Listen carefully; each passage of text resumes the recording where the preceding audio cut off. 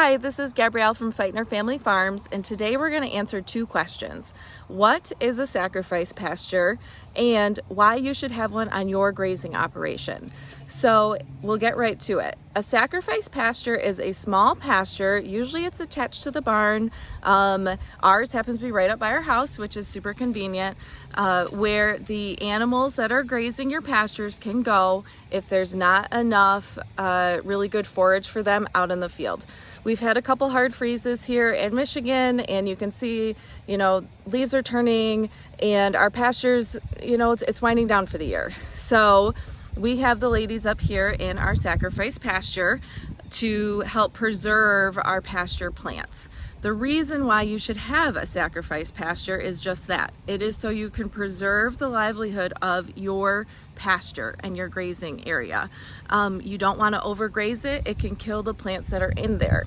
So our sacrifice pasture is attached to the barn, so they have shelter access, which is really easy. We've got water access, we've got hay, and then they're going to still be getting their grain supplement in this area.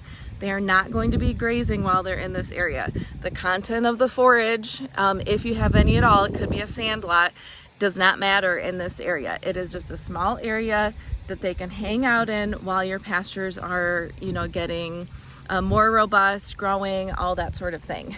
That being said, when you have a crowd of alpacas hanging out in a small area, you do have more poop. So we do clean up the poop pretty regularly in this area, and we compost it. It gets to put in our orchard, and you can see they're pretty happy just loafing around. They're not a high energy animal. They're okay for a while hanging out in this this sacrifice lot. We double use our sacrifice lot as sort of a medical pen as well. I can see it right from the kitchen windows. If I've got somebody that is, needing a little bit more care, they're going to be in this pen as well. Hope that answered a few questions about your sacrifice lot and why you should have one. And if you like the video, please subscribe.